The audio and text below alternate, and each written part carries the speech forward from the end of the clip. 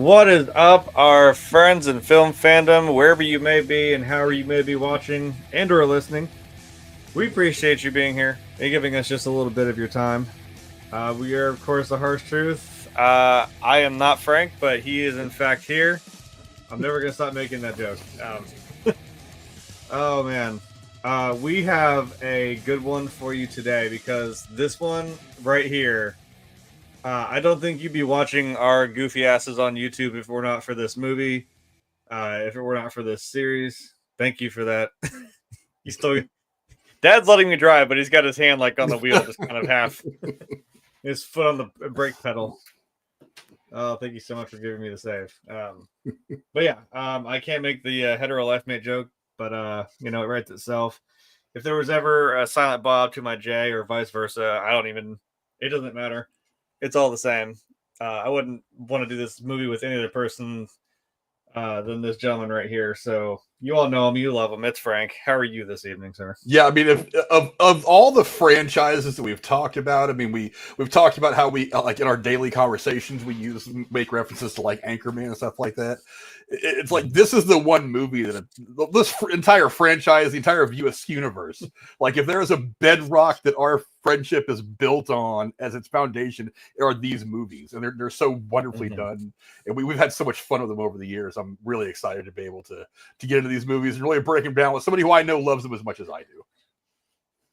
Yeah, of course. Like I said, I think this was the thing that really solidified it, like that why we became good friends in the first place, why we do this show in particular, why we wax poetical about movies and just, our love for them. Much in the same way that, Kevin Smith does. So that's what we're here doing today. Today, I'm going to give a little bit of credit to the background because I definitely stole this from somebody. But it's a cool background. I mean, without having like the same pictures that I used for like the show, without getting myself confused, this background was actually made by someone called Gabe is Done on DeviantArt, which is a really cool place to check out. Yeah, that's where this background comes from. I didn't steal it. Please don't sue me. I don't have money to pay that kind of stuff. But we are, of course, here talking about Clerks. And Clerks is a 1994 American black and white comedy film written and directed by Kevin Smith in his feature directorial debut. Starring Kevin Smith alongside Brian O'Halloran, Jeff Anderson, Marilyn, I'm going to butcher this name, Marilyn Ghigliotti. I think I did that right. Lisa Spoonauer, Jason Mewes, and Scott Mosier, with whom he also produced and edited the film. And he was like, 3 people in the movie? So Scott Mosier's all over this thing. It presents a day in the life of the store clerk Dante Hicks, played by O'Halloran, and Randal Graves, played by Jeff Anderson, as well as their acquaintances. It is the first of Smith's Askewniverse films and introduces several reoccurring characters, obviously the notable Jay and Silent Bob, played by Jason Mewes and Kevin Smith, respectively.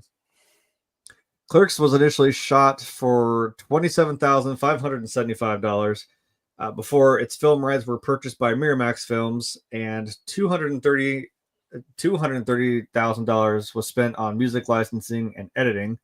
No kidding. It was shot in the convenience store and video stores where Kevin Smith did, in fact, work in real life. Clerks was well received by critics upon its theatrical release and grossed over $4 million in theaters, launching his career. In 2006, a sequel was released, aptly named Clerks 2, if that wasn't obvious, followed by a third installment, Clerks 3, in 2022. Often regarded as a cult classic and a landmark in independent filmmaking, the film was selected for preservation in the United States National Film Registry by the Library of Congress in 2019 as being, quote, culturally, historically, or aesthetically significant. I don't think there's an or in there. I think they meant to say and. I think all 3 of those count. Clerks was well received by critics and received a cult following on Rotten Tomatoes. It currently has an approval rating of 90% based on 61 reviews with an average rating of 7.6 out of 10. The website's critical consensus reads, quote, with its quirky characters and clever quotable dialogue, Clerks is the ultimate clarion call for slackers everywhere to unite and do something, we guess. End quote. Uh, I think I like the one on my box where it says, "Just because they serve you doesn't mean they like you." Kind of, has like this is like waiting before waiting was like a thing. With that guy Deadpool or something. Uh, so and before I even start, this was not on purpose. I saw this right before I came in here. It's weirdly fitting. Come on, mouse, get there. That today is actually, in fact, his daughter Harley Quinn Smith's birthday. So, first of all, happy birthday to her. That's a weird symmetry that happened today. So that's pretty awesome. Yeah, I was telling Jay before we started, I was like, it would only have been better if we'd have done this on Clerks 2, where she is actually the little girl in the restaurant that Dante makes eye contact with. But happy birthday to her, of course. She herself starting her career and off to a very good start. Oh yeah, she's definitely on the right track. I think the post I saw was Kevin's like happy birthday, kid. I want to be just like you when I grow up, which is just really sweet. Okay, come on. All right, so first, oh well, look at that. I happen to have a picture. Boom. We got to talk about this guy right here. I know all the notes that I have for that is Kevin Smith. Enough said. So, I mean, without going for like an hour, what do you just talking about Kevin Smith? So what do you think about this gentleman right here? Again, he's kind of the basis for like why we do what we do. Well, it's happened 3 or 4 times over my lifetime, and probably only a couple more times than that, really, in my opinion, since the advent of the moving picture. Somebody comes along and it just kicks open the door to an entirely new way of making film.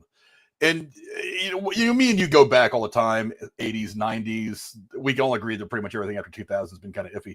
But one of the things that has stood out about the 90s, that independent filmmaking was so damn good.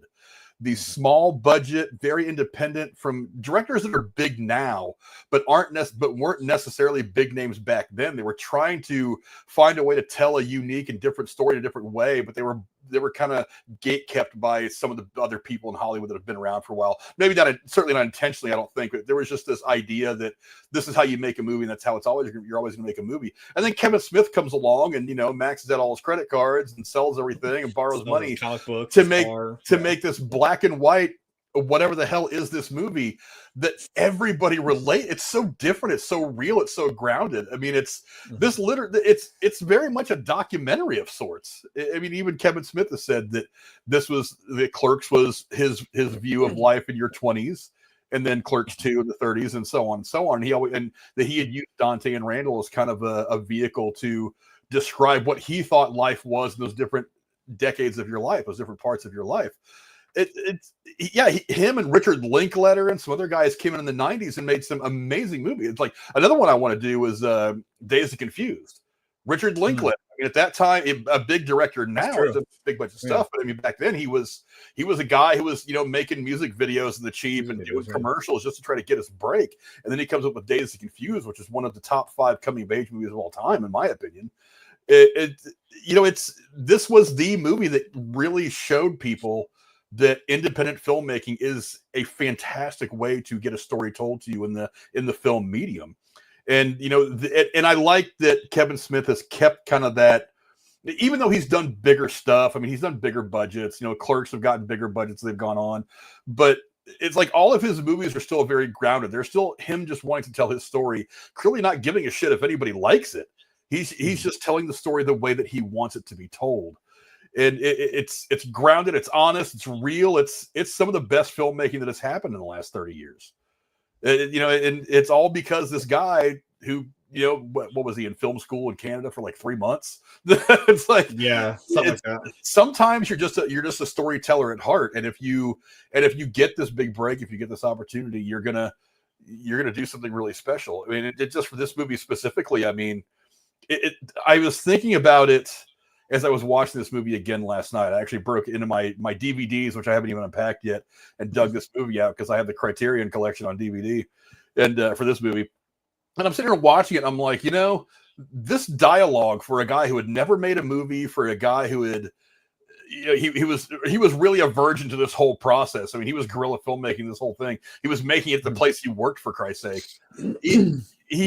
he managed to make a movie that is, to this day, is very smart. These are the conversations that everyday people are having. Like I said, me and you sitting at work all those years ago having stupid conversations about, well, what about these guys at the Death Star? They were just contractors. Right. Those were the conversations that I had, that my 13-year-old self was having with my friends as I was watching Star Wars and shit when I was, when I was growing up in California years ago. I mean, it's like that. We relate to all those conversations because those are the crazy things that the average person thinks of. So yeah, it's sometimes somebody comes along and it shows us what is clear and in front of our face and how awesome it is. And that's kind of what Kevin Smith did with this movie. Hell yeah.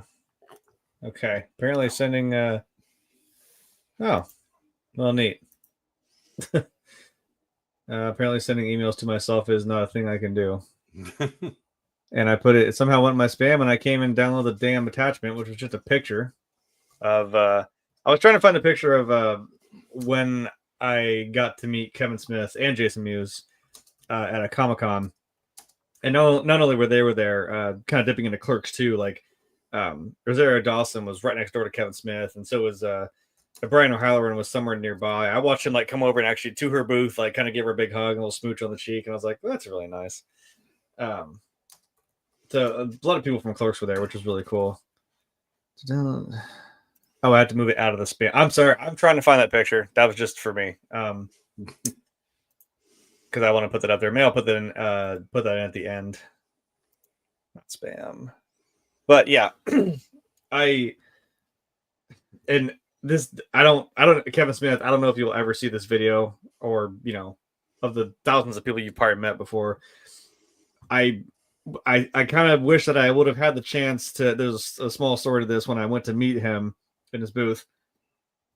I'm not going to say where it was or the handler, whatever. I'm like, I don't know how you work at an event center. Don't know how to handle cash. That's a whole thing beside the point. That nothing seemed to have made sense of how that was all set up to meet people. But anyway, because like I just wanted to go in there and get my pop signed. Because I have Jay and Silent Bob up here. I think from Clerks 3. I've got one at the duel of Blunt Man and Chronic that I actually had signed by both of them. And again, the rules weren't very clear. I just went in there. I already paid for everything. So like I went in, I had him sign stuff. And this lady is just hovering over my shoulder, like giving me a stink eye. Hello, notification. Give me a stink eye and tell me what a piece of crap I am for like having him sign 2 things when I paid for 1. And I'm like, none of this, you didn't specify any of this. And I'm like, he doesn't give a shit. He was super cool. Kevin Smith is a really nice dude, man. Like he's real chill. He's just always, he's glad to meet you. All I wanted to say to him, and this is where I'm getting to, is I'm like, I would love to just say like, thank you for still being here. Because you scared the crap out of us a couple of years ago with that heart attack. But I'm glad he's still here. And as you would say, still out here bullshitting and doing, giving us entertainment.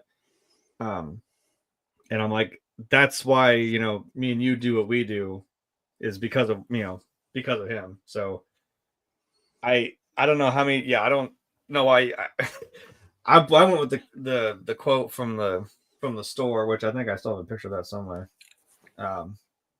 There was too many things there's one of the on the cash register. If you plan to shoplift, at least please let us know. It's subtle stuff like that makes this movie funny. Like, I definitely have the sign back here somewhere that I made for a yard sale when it was pouring down rain. I was just letting people know, like, I assure you, we're hoping. Somebody got that reference and was like, oh yeah, that's a cool dude lives there. I think so. I think when I came back, I went to do something or get food, and I came back and Rachel was like, oh yeah, somebody liked the sign. I was like, oh good. I that's good people right there. Yeah. So, oh, it has harmful content. Well, that's really a shame, isn't it? Okay, I may have the picture now. So, with that being said, come on. All right, let's go to the cast, and I don't really know if I have one for everybody, but I can get these 2 doofuses right here. So, what do you think about this cast? I mean, it's just we know them now, and obviously you and me, because like we're just so steeped in this universe. What do you think about this cast? Who stands out to you the most in this lineup? God, who stands out? I mean, these are all we've done these questions 100 times on these episodes. I'm like, this is still somehow the hardest one to do. Well, I'm like tripping over my own words. I'm like, I don't know what to say because I love it so much. Well, because it's hard to say because I was trying to get in the mindset last night as I was rewatching it again for the first time in a couple of years.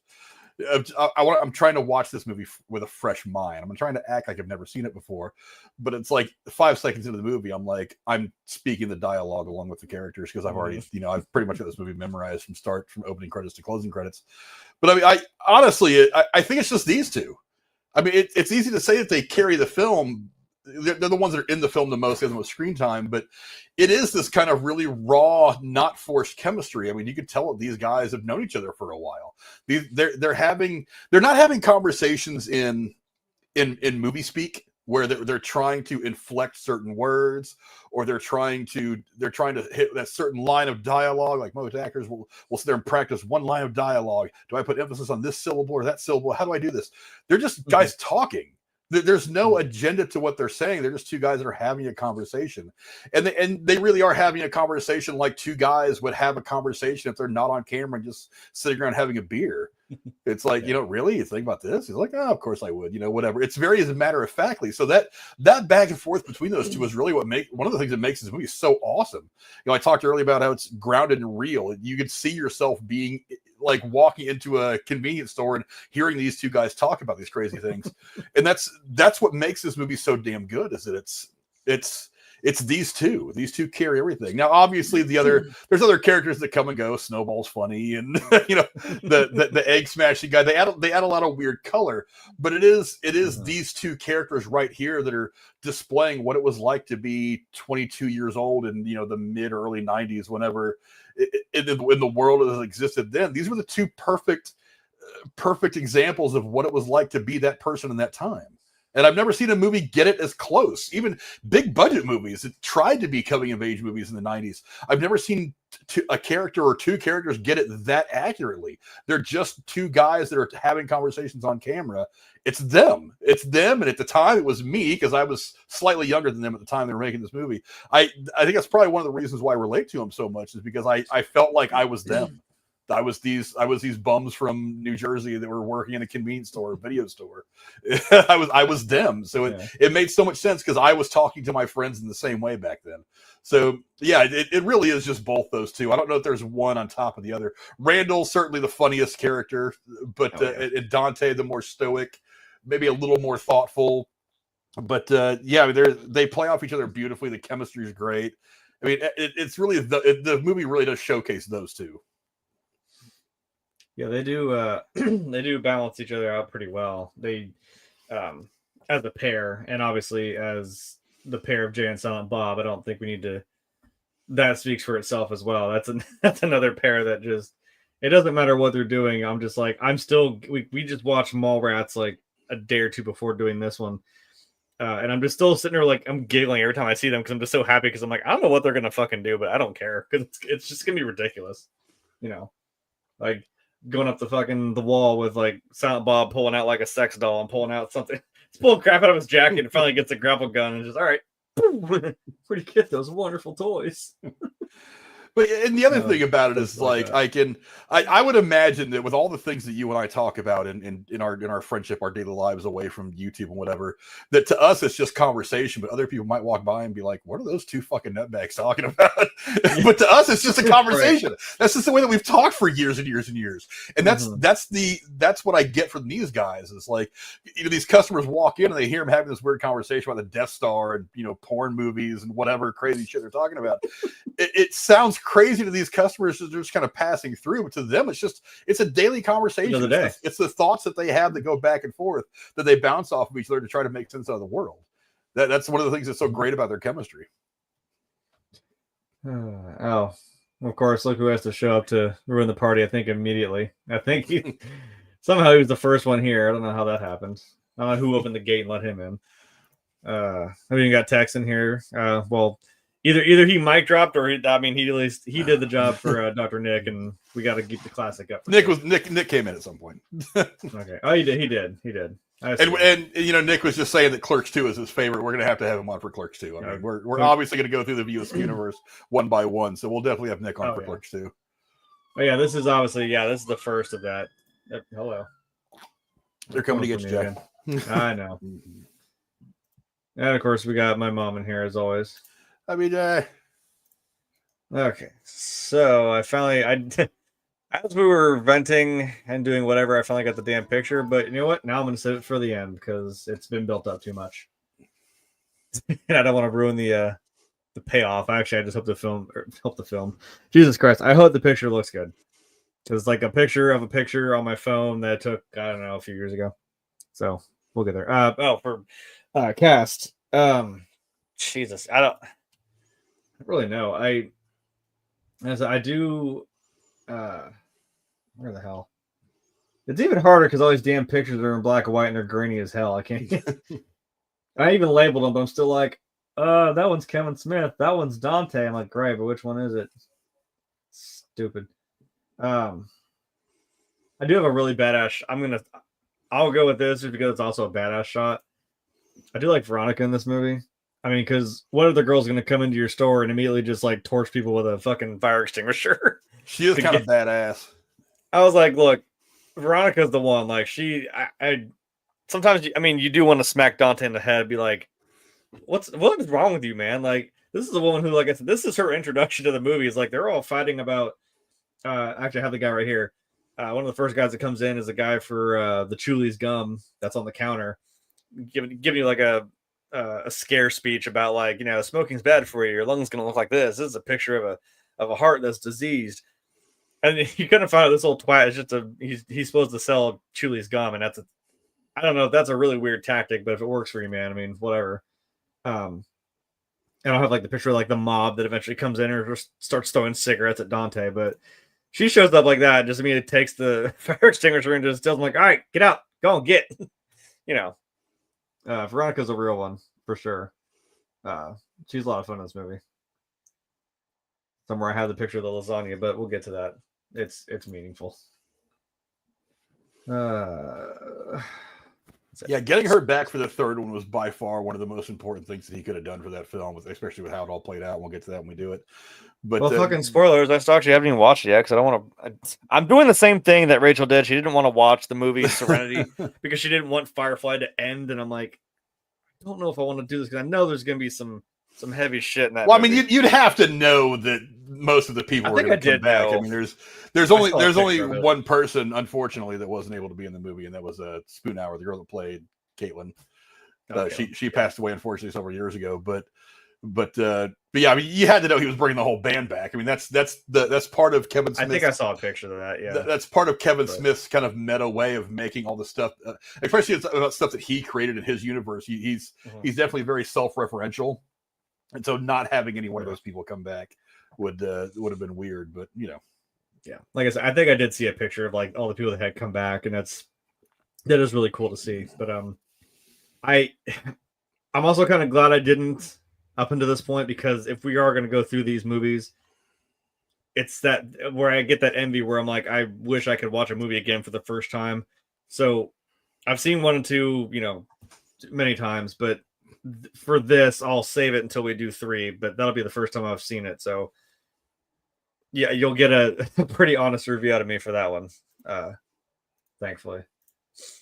I'm not sure if I'm ready for it because I'm like, please don't make me cry, Kevin. Nobody wants that. Like, I know it's just about to be some heavy ass emotion. All right, so good God. Next would be the plot, which it seems like there's a lot, but I mean, that's why I like that quote there where it's like, we're gonna get together and I do something, I think. We guess? Question mark? Excitement? But I mean, a lot does still manage to happen in this movie, which is crazy. It's one of those like it takes place over just the whole day kind of things, and watching Dante and Randal get up to their antics, and definitely knocking caskets over at a funeral, playing hockey on the roof, like But things that I love that the hockey on the roof kind of became iconic to that. There it is. I'm glad I got this really cool shot of them playing the hockey on the roof. Just it's simple. All you do is you slap a sign on the door, just telling everybody, "Hey, screw off. We're gonna be opening after first period." And even though we only brought 1 ball, we're gonna go play some hockey on the roof of the store. So I mean, what do you think about the plot of this movie? Does it work? Is there anything you would change at all? Every once in a while, if it's the right movie, if it's the right setting, and if it's the right story, the movie doesn't have to have a point. It's like there is no about nothing. Kind of. I mean, but look, but Seinfeld was wildly successful. I mean, sometimes it's the plot doesn't matter as much as the characters, and I know I say that the character is supposed to serve the story is not supposed to serve the character, but in this case, it really is just about him holding a mirror up to the world as it existed then, at least for these two guys, and then just recording it. And because look, we all know that, you know, everyday life is not as exciting as the movies that we watch. We're not always fighting off Thanos or, you know, chasing down terrorists. Real life is just not that exciting. But every now and again, you find this movie that like turns the mirror on society and shows us a bit of the tedium, a bit of the ugliness, a bit of sometimes the ugliness, sometimes the average life, and sometimes it's interesting. That's one of the reasons why reality TV, I think, has gotten so much love over the last 20 or 30 years, because I think we all kind of want to watch society as a form of entertainment. But I mean, that's kind of what this was. It was like, you know, how are these guys going to get through the day? I mean, you have a little bit of conflict, Dante having to go to work when he's not scheduled. You know, but you're telling me he's not supposed to be here today? Yeah, he wasn't supposed to be there today. You know, the little bit of the love triangle aspect. But I mean, the point of this movie is just to watch these two relatively normal, unremarkable people go through the daily life of being a 20-something in modern America. And so sometimes there doesn't need to be like the big climactic thing where, you know, they defeat the robber at the end or something like that, which, you know, was almost the ending of this movie. If you know what I'm talking about. Yeah. But there doesn't need to be something super climactic. Sometimes you just need to watch life happen, and then you get to the point where this part of the story is done. And you know, it's so yeah. I love the plot. I love that it's so normal. I love it so, like I said, grounded. It's like I said, this movie came out, I felt like I was watching me and my friends do shit for 2 hours. And I was like, that's cool, because I enjoy doing shit with my friends for 2 hours. So this kind of movie is right up my alley at the time. So, you know, I love the plot. I wouldn't change any of it. I haven't seen the ending. I know that I've read about it, the alternate ending. I'm glad it didn't go that way, because that, like I said, I didn't want something spectacular to happen at the ending that kind of threw the movie off balance. So I kind of like the way that the movie ended, where, you know, Randall just wads up the rope and he goes, "Yeah, you're closed," and that's the end of the movie. That's like that's the perfect closing line for this movie. Apparently, Tex is throwing a flag, so he says, "Hang on, Frank." So he shits on Terrifier for a lack of plot, but this gets a pass. We're throwing flags now. So but as you just said, I'm like, well, being real and grounded and just bullshitting about Star Wars and, you know, hermaphrodites and whatever the hell. I think that's a little more grounded than some Michael Myers-esque, like probably supernatural, whatever the fuck clown that just kills people. Then somebody a little different. Somebody transecting a blonde girl with a hacksaw. Yeah. Flag. There you go. I'll throw it for you. I'll throw it for you, Tex. Like I was trying to find it. Yeah. I think this works. Like it sucks that like I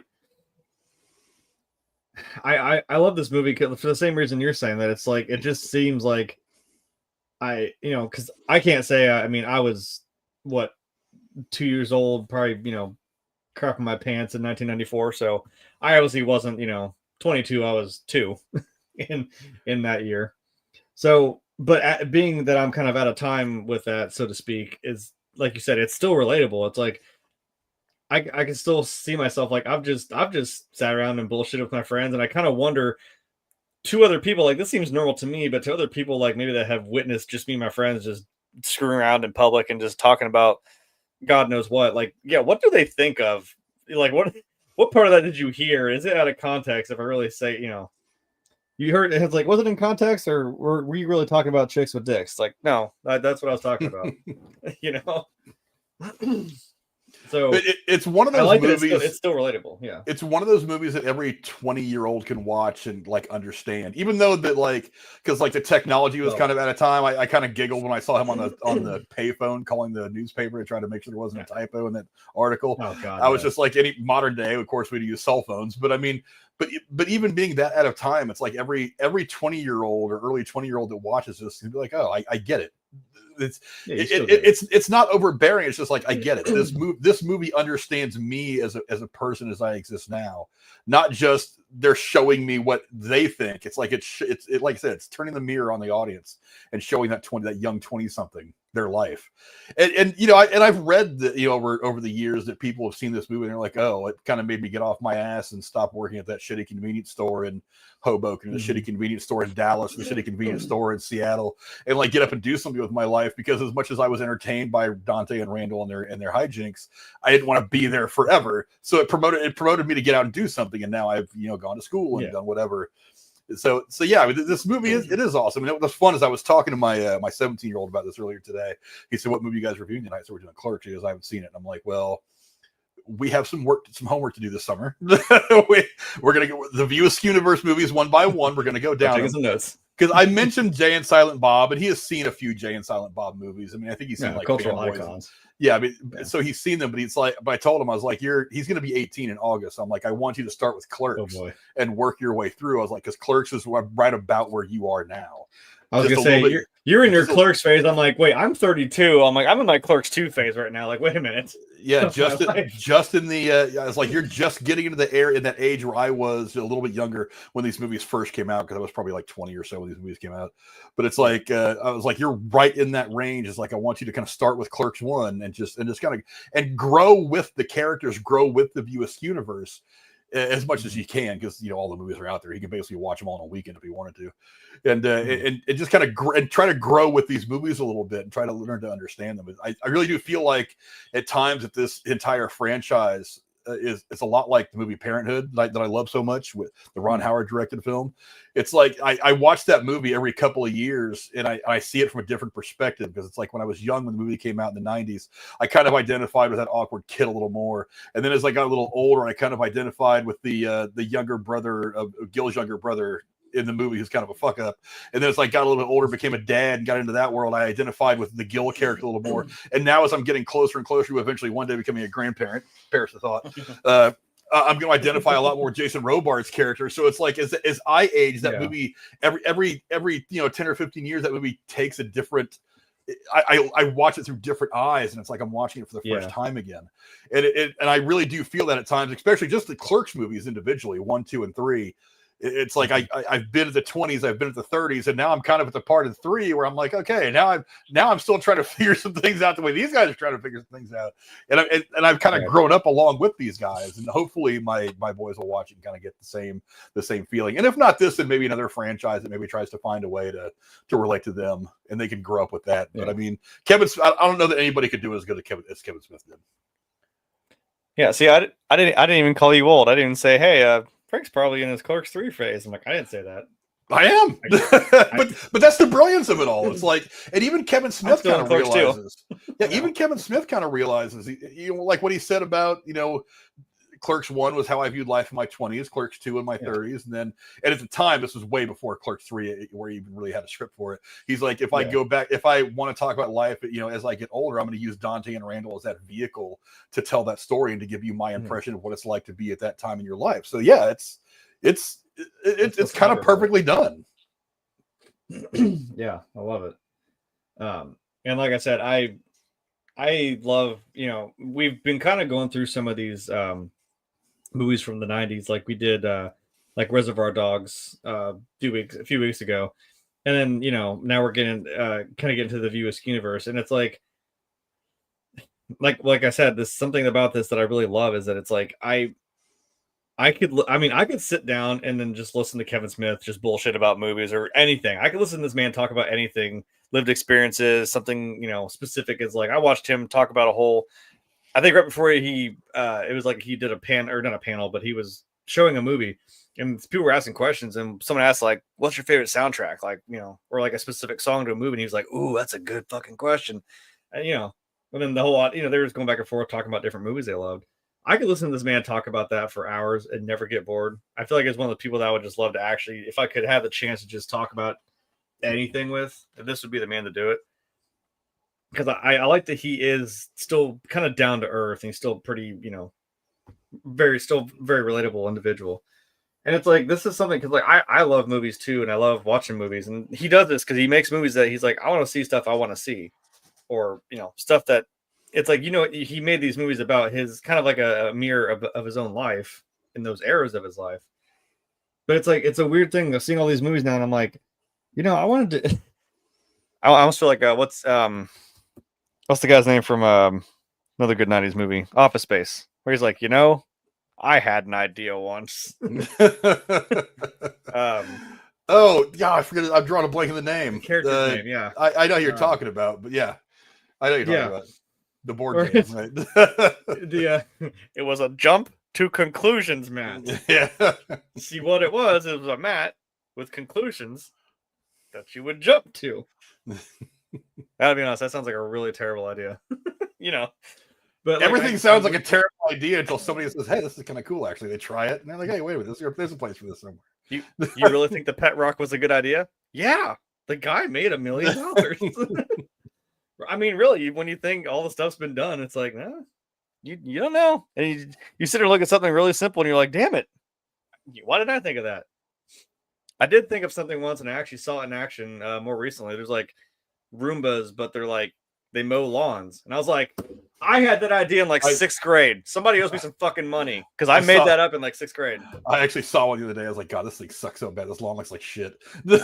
I'm like, it doesn't replace it. I'm like, the idea is there. Like it was a thing like, oh, make an invention for something like, in the future, or like something that would be practical. And I was like, what if you, because I mean, what I was thinking of, because my nerdy ass in 6th grade was thinking about the remote controlled lawnmower from Honey, I Shrunk the Kids, because I thought that was the coolest fucking thing ever when it's not trying to, kill you.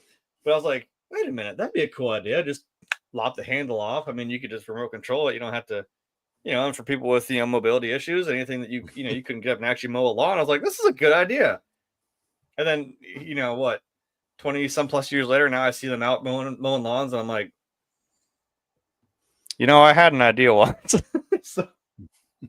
But anyway, what my idea was is like, I mean, I've done this with my own friends. Like, we've tried to make movies. Like Brooding Gamer, we tried to film like a little zombie movie, and I'm like, we're just a bunch of dumbass, like, again, some dumbass like early 20-year-olds just running around the neighborhood, spitting blood out of our mouths and just doing dumb shit. And it's like, it didn't go anywhere, but like, it was a lot of fun.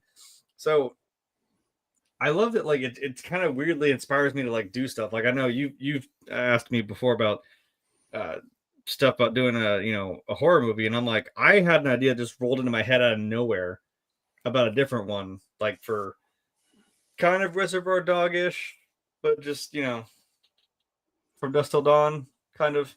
But you pick and choose from inspirations, and that's what I'm saying. Is Kevin Smith is a big inspiration to me, where I'm like, just go out and do stuff, just go out and make stuff that you want to see. You know what I mean? It's like it gets me going, and I'm like, I don't care, it's probably not gonna be great. I mean, we had like what, 2 little glory shots of that zombie movie that looked really fucking cool.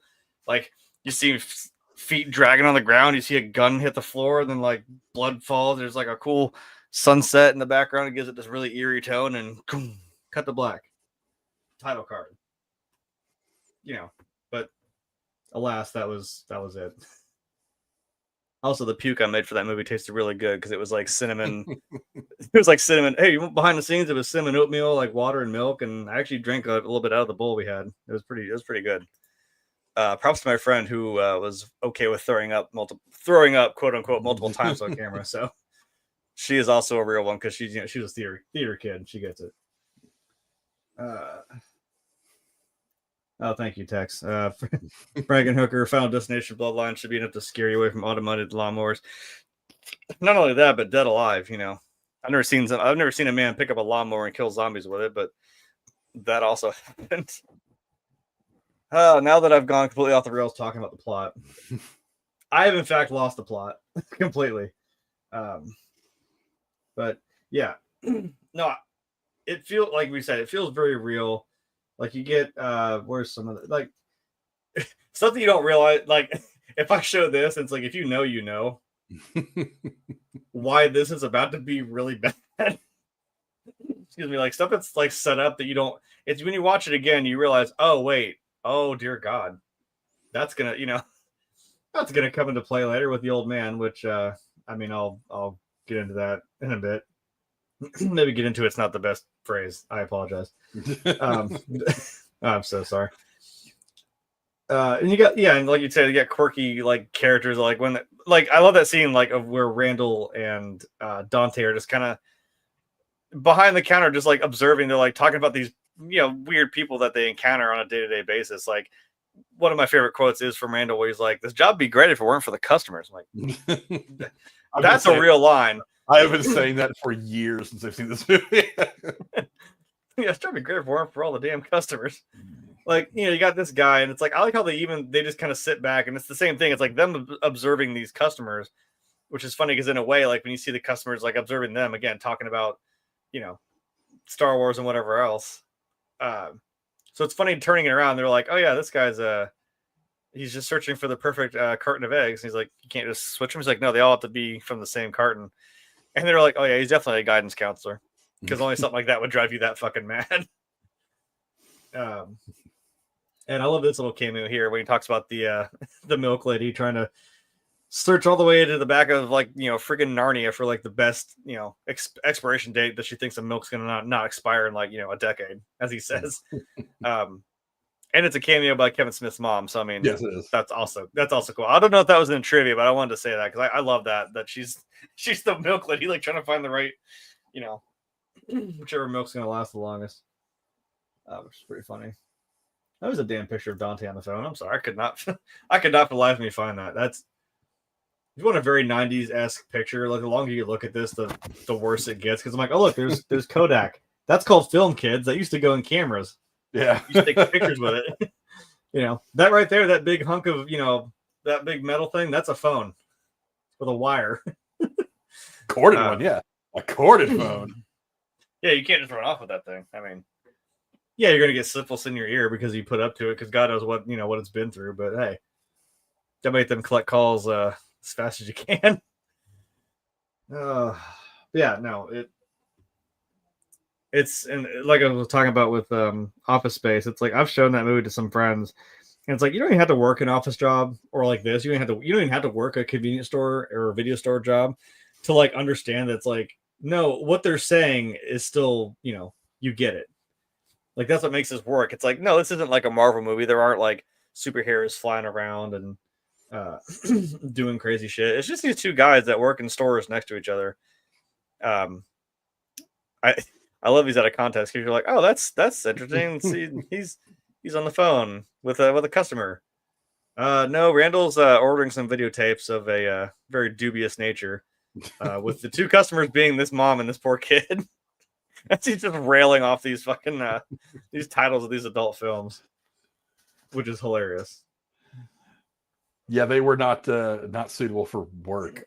kind of names. The fucked up thing is he is at work. That's about that's about all you can do about that. I love that I can look at these now and be like, oh, in the background I can be like, ooh, that's Alien, that's Evil Dead 2. Like I look at these movies, I'm like, I've seen all those. I'm still blown away by the fact that they were VHSs and not DVDs.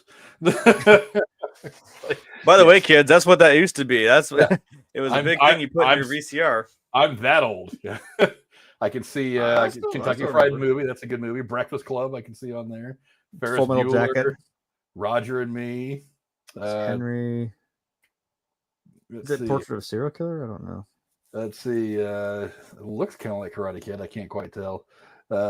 Next to Roger and Me, that's the Tom. I can't remember the name of the movie. It's Tom Hanks and fucking guy from Honeymooners. Father and son. The son's dying. I drawn a blank in the name of the movie. But yeah, that's how old I can name a lot of these movies. Yeah, because I mean, well, all the video stores in my town. Children of a Lesser God is right next to the Alien movie. So, oh, nice, interesting. Oh, look at that. See, my own mommy says Dad always says check the date. No, weirdly, I do that. I hate that I do it too. I'm not as thorough as the milk lady, but I do check. I'm like, ooh, that was 2 days later. I'm grabbing that one. Yeah, I don't go full milk lady, but if it's because like if Jennifer texts me and is like, stop and get some milk for cereal in the morning, I'll be like, whatever, I'll stop and get milk. If I see the one right behind the one I'm about to grab and it's got like a day later, I'm like, switch. Off we go. Yeah, like somehow that whole day makes a complete difference for some reason. Do we? Well, it's trivia. So I mean, do we want to talk about Do you want to talk about this? Because the introduction of like Caitlyn's character, it's one thing. Like after watching, I mean, I've seen 1 and 2, and the thing I notice about both is that like Dante kind of has that same problem. It seems like where it's like he's getting engaged. Well, in 2, I think he's getting engaged, right? But then to be fair, if it was Rosario Dawson, I mean, you would pick Rosario Dawson. Oh yeah, right? It's not really fair, but I mean, when you have Caitlyn here rocking that very 90s, like the shirt and the tie. I mean, I'm not gonna lie, that is pretty awesome. But she was kind of 90s hot. Oh yeah, look at the bangs and everything. Like, I love that. But I'm like, come on, like I said earlier, Veronica's the real one. Look at that. She brought him lasagna at work. She knows how much this shit sucks. Like she moved closer to him for college so that they could still be together. She comes to work. She has no problem again torturing the customers with a fire extinguisher, and then an hour later come back like, oh well, your day sucks because apparently your boss went to Vermont like an asshole and didn't say anything to you. You're supposed to come in at noon and you're not even supposed to be here today. But she came in with some lasagna because that's the kind of girl you want on your side. But yeah, that weird I don't have there it is, like where they have the conversation in the video store back and forth. I'm like, I don't know why it's like. Again, it's like sometimes it's relatable because it's frustrating. I just want to smack Dante in the head because I'm like, dude, what are you doing? Why are you fumbling the ball back and forth like this? Like, I mean, I guess that's kind of the conversation him and Randal have where he's like, he's like, all you do, man, is you just complain and it's all just, oh, poor me. Like, what's, he's like, why don't you just, do something with your life?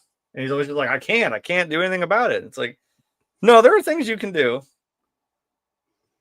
I did you ever notice that? Because I'm like, it seems like that's kind of a thing for 1 and 2. I don't know if it happens in 3. Like, I wouldn't say don't spoil it for me, but like, did you notice that?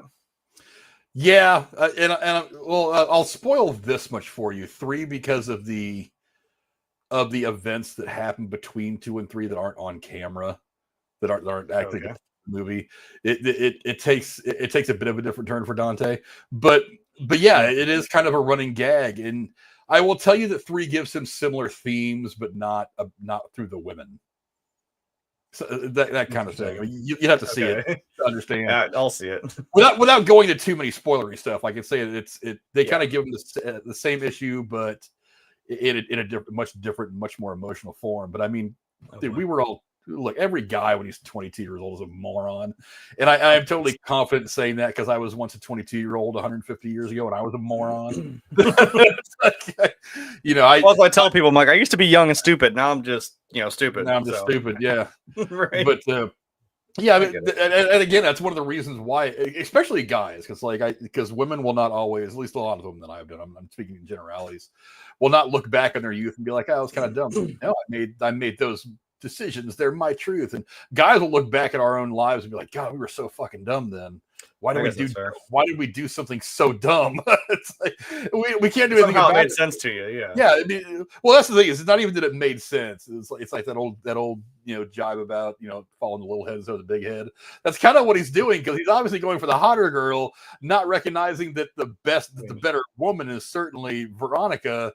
And but that indecisiveness about what you want in a woman is something that every guy has to deal with at some point. And some guys get through it a lot sooner than others. I was fortunate that I eventually got through it. I mean, probably a lot later than I really wanted to, but I mean, I got the real one now, so I'm good.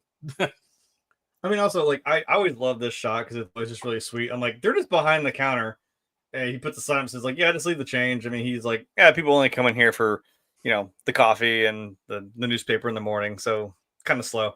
But he's back there just painting her nails. I'm like, that's so nice. I love that for the two of them. That's one of my favorite moments and one of my favorite shots from this movie.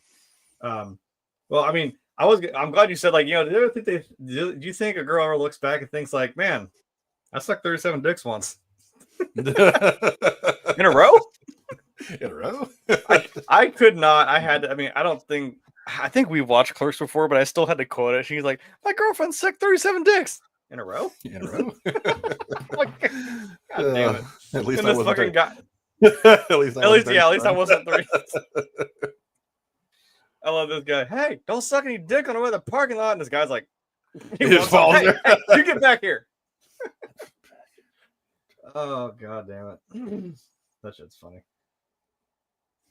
That's another one of those ones that I quote pretty often, like in a row.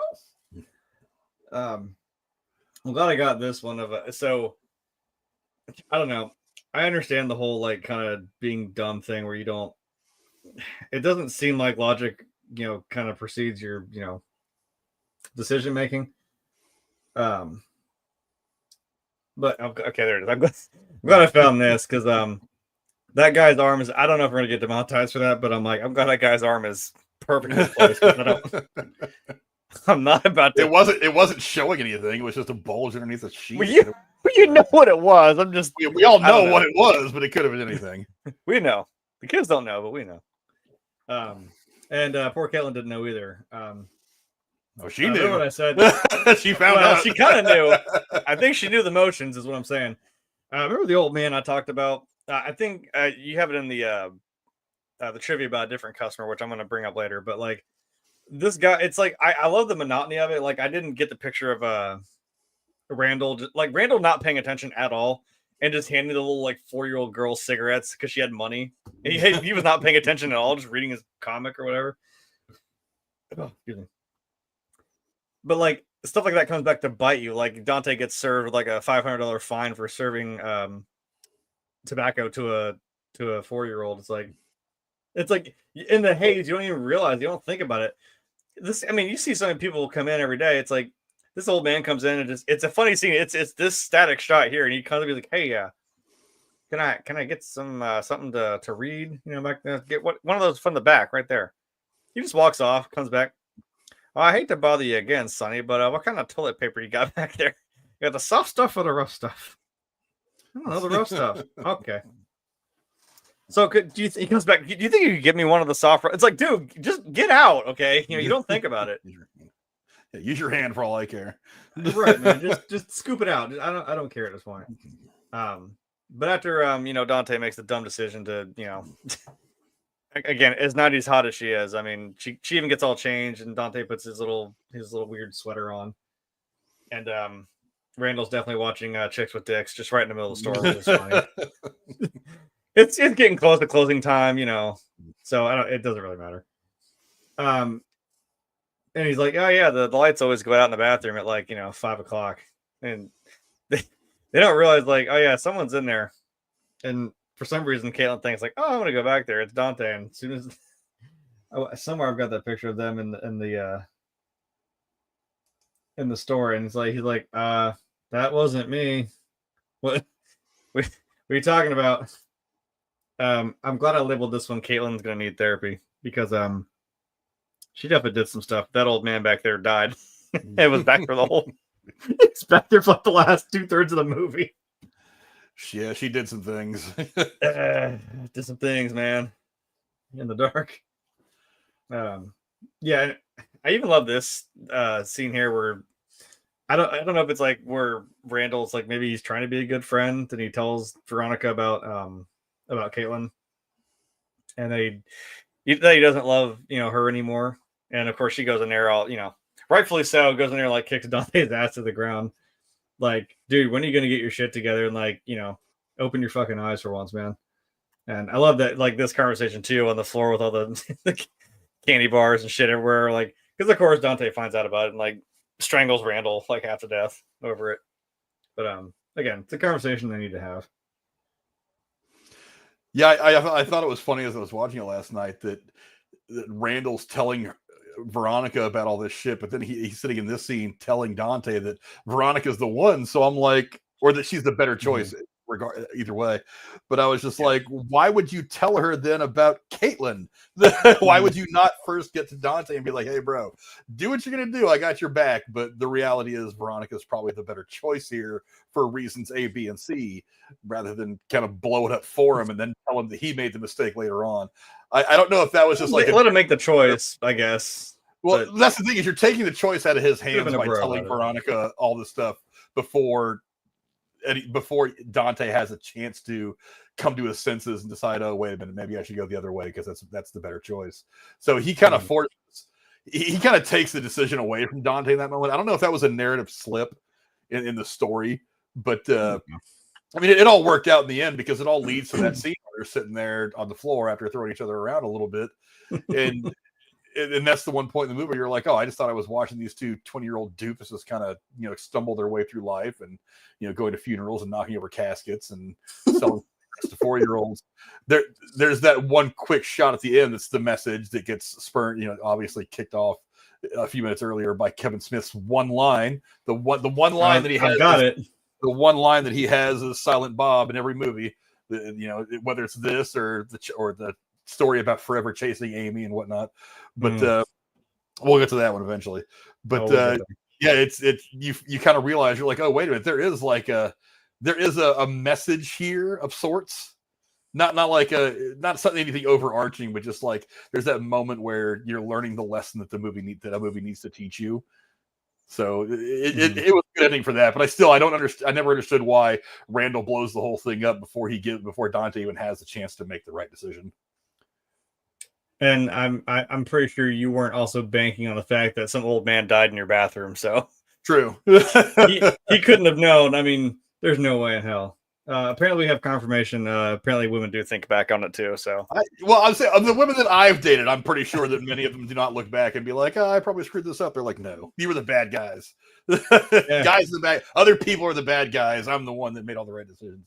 No, you didn't. Yeah, I don't know. I mean, I've looked back too and been like, it's like weird trying to like make sense of it. Where I'm like, why did I do that? Why like that seems so dumb. I'm like, I don't know. Future me now would be like, what are you doing? The hell? I don't know. Maybe that's why I was saying is that I thought it felt weird that like that's still kind of the same story beat in 2, where I'm like, okay, but you still haven't learned your lesson, Dante. Like, what the fuck? I know it's Rosario Dawson, but really, man, didn't she teach you how to dance on the roof of the the fast food place to some Jackson 5? I mean, whatever. I'm surprised we haven't even talked about these two goobers right here. But of all things, the whole fucking movie, we haven't even talked about these two, like the iconic, Jay and Silent Bob. I know a lot of people probably left the theater when they first saw this, and they were like, "Those two right there should have their own movie." And if they could have told the future, there's something there. Yeah, there's something there for sure. Because I mean, they are kind of the glue that like holds a lot of these movies together. It's like the one thing that they're in like every single movie, which is cool. I couldn't find it, but I don't know if you've seen the very end of the credits where it's like he's already doing the Marvel thing before Marvel, where he's like, it says like, it'll say like, oh, Captain America will return, Thor will return, and it has the last line is Jay and Silent Bob will return in Dogma. I was like, Kevin, I think you misspelled Mallrats. I think you misspelled Chasing Amy. I think you misspelled. Wait a minute, dude. I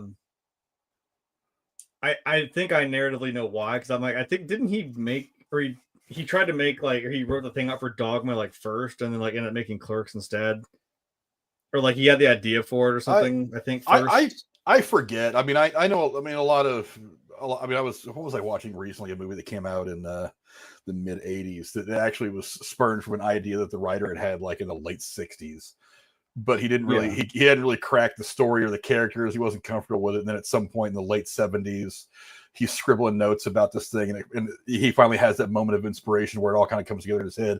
Then you write it in the '80s, the movie gets made. So I mean, I don't know. There's probably a bunch of stuff that Kevin Smith wrote when he was in his early 20s that he probably has it somewhere. Maybe he's digitized it and it's in his computer, and he goes back to it every now and again. It's like, they don't really like this yet. And then one of these days when he's 60 years old, he's gonna wake up in the middle of the night and be like, I finally got it, that character. I finally know what I can do. And he's gonna bang out a script on his computer. And then 40 years after he came up with the idea, he's gonna come out with something awesome that we're gonna love. So that's what I've realized as I've tried to take on writing and stuff myself, is that like I try not to force the creativity.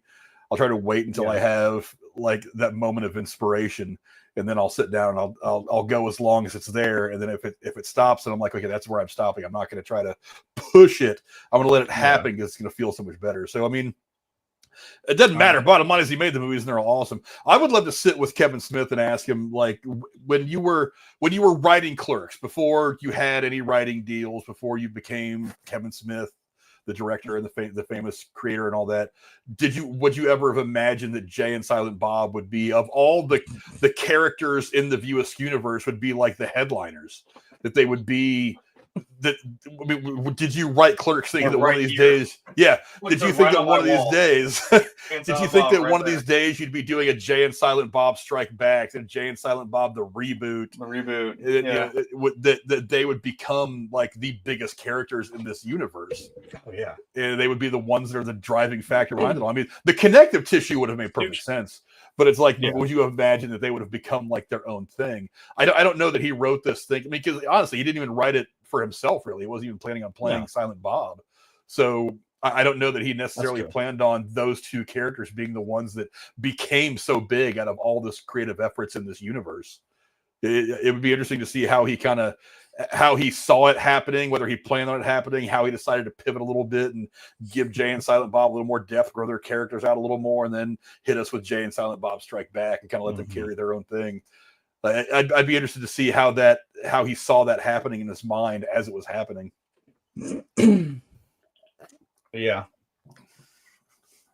Have you ever seen An Evening with Kevin Smith? I know I brought it up to you before. Oh, yeah. You ever watched it? That's what I'm saying. I could just listen to that man talk forever. Yeah, I mean, he did a second one that I've only seen like clips of. It's called Another Evening with Kevin Smith. Very original name, of course. I've seen that one. But I mean, I've seen clips of it and they're pretty good. But I mean, I think this was after Clerks, because I think when Kevin Smith came out, this was many years ago, like 20 years ago almost, and he had I don't think he had quite done. I think he had just Clerks 2 was getting ready to come out. It was that long ago, and he hadn't done some other things. Like Dogma was way in the rear view. Like that was the point where he thought he'd never get the rights back from Miramax. He was talking about like writing the script for the Superman movie that never got used, and the whole Metal Spider and all that. So it was that long ago. But I'd like to go back to the younger Kevin Smith and say, hey, what do you think if Jay and Silent Bob were to become like your two biggest stars of this movie and of this whole thing? He'd probably be like, those two losers. Like Jay and Dante and Randall, I would get it, but like Jay and Silent Bob, come on, like why those two? Yeah, I don't know. I really don't know. Damn it! It went out of I had a thought there and went out of my damn mind. But regardless, and that. As we kind of came around to it, it does bring us neatly to, and I was specifically trying to find one with the quote on it, because I mean, if we're gonna do these Silent Bob ones, I had to have the one with the quote. So of course, even Silent Bob drops that truth bomb on him, like, there's a million fine looking women in the world, dude, but they don't all bring you lasagna at work. Most of them just cheat on you. Yeah. Mic drop. You hear Jay from the door, like, "Come on, you big bitch, let's go." Yeah. Yeah. Come on, lunchbox. Right. Silent Bob, that fat bitch. I'm like, he's fucking two. I swear to God. It's I don't know. It's something weird about the two of them. Oh, I know what I was gonna say now. Because I was like, it's Mallrats. Something about Mallrats. God damn it! It's a sailboat. It's a schooner. I don't know. Ethan Suplee's best role ever. Yeah, true. Because it's like when we were watching Mallrats, because she hadn't seen that one yet. The ending, it's when it's obviously got the song playing of Suzanne, and it shows like, well, as for Jay and Silent Bob, well, things worked out a little differently, and they're walking off into the sunset with the little orangutan, and it's like, wait, what the fuck? What?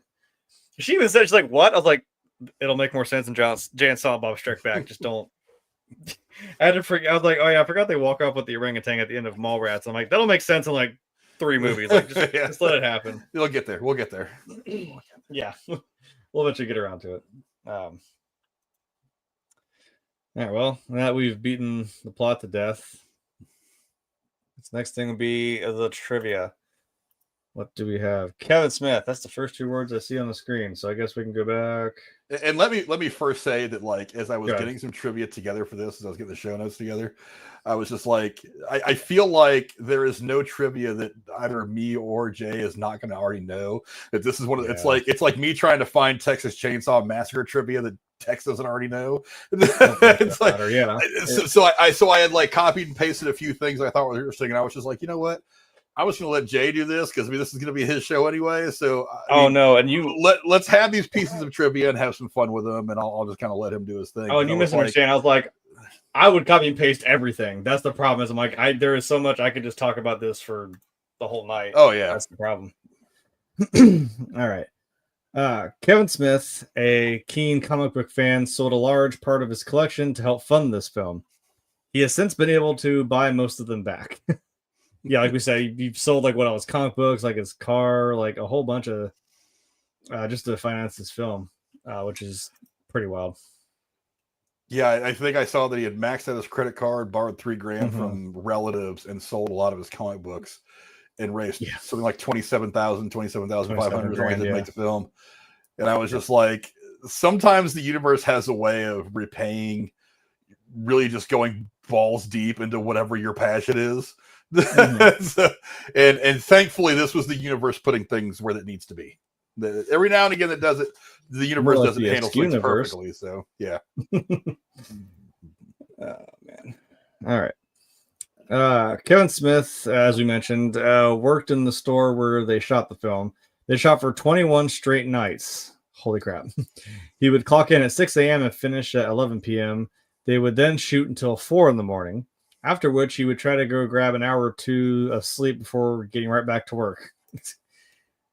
I think, like I said, I think he's pretty much, he's just Dante, right? Because I think he mentions that in the movie. He's like, I got like an hour of sleep. You know what though? It's like, and I've been telling my boys this. I'm like, grind when you're young, sacrifice when you're young. God, yeah. So that way, when you're older, you can celebrate the fruits of all that hard work. And Kevin Smith is the perfect example of that.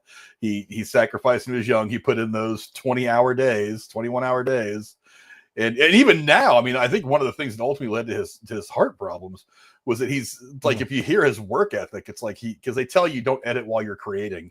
But, he said many times that as I'm making a movie, I'll film, then I'll take the dailies and I'll start editing as I'm still filming the rest of the movie. They'll tell you not to do that. But I mean, that's just his process is to constantly, you've got that energy right now to go and do it. You may as well go and do it. Why wait? So, I mean, that's his process. His process is paid off because he made a lot of good movies and directed episodes of TV shows as well that aren't his original stuff. So he directed a couple episodes of The Flash on CW, as well as some other random things. So Supergirl. Yeah. All right. Let's get. This is where I start using pictures I didn't use. How about the gum and the locks? It's some, what do you say? It is some unsavory people in this town. Jason Reitman has said that this film inspired him to be a filmmaker. I can read, I promise. I assure you I can read.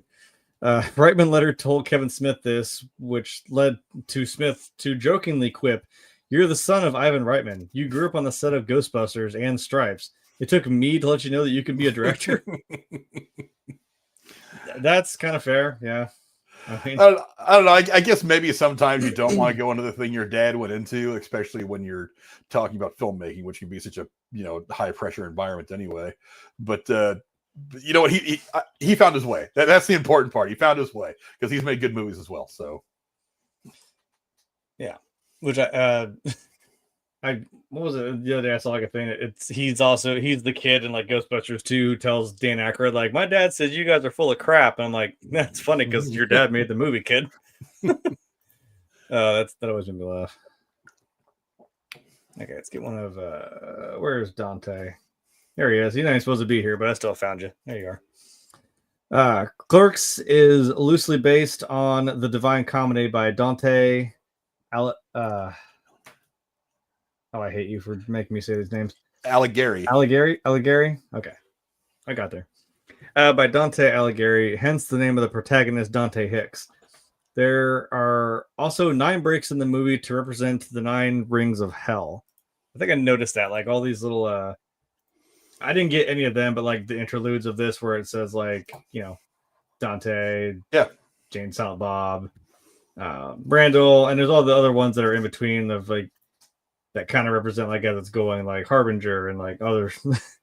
I think Harbinger's the old man, which kind of sucks because he does die. Yeah. A Harbinger of death. Yikes. I wonder if that's the deep cut that connects it to. I don't know. I'm not spoiling anything. Well, I mean, yeah, that's what we're saying. That's the way he does this stuff. It's really smart when you think about it. When you really like get into the weeds of like what it means. I mean, we're going deep on some 27 grand movie from 1994. I mean, some shit's like it's not that deep, but it really is. Oh yes, okay. This is called The Power of Editing, kids. We're gonna use this one. At around the 24-minute mark, Randall and the happy, scrappy hero pup lady are not actually in the same room at the same time, even though they're in this same shot here. But Jeff Anderson refused to read the list of the porno movies in front of her, and particularly in front of the child, although the reaction shots of the happy, scrappy hero pup lady were obtained by reading the list out to her.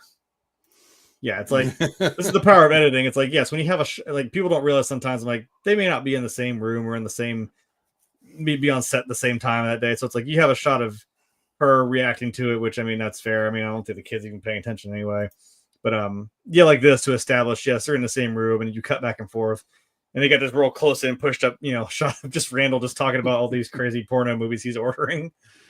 But yeah, they're obviously not in the same room, which good on you guys. Yeah, I've never heard anyone use the word "cum" so many times in one scene. It's like the diversity of the word. As I was watching it last night, I was still giggling at it because like the 12-year-old in me still laughs at shit like that. But I was just like, I'm saying, I'm still 15.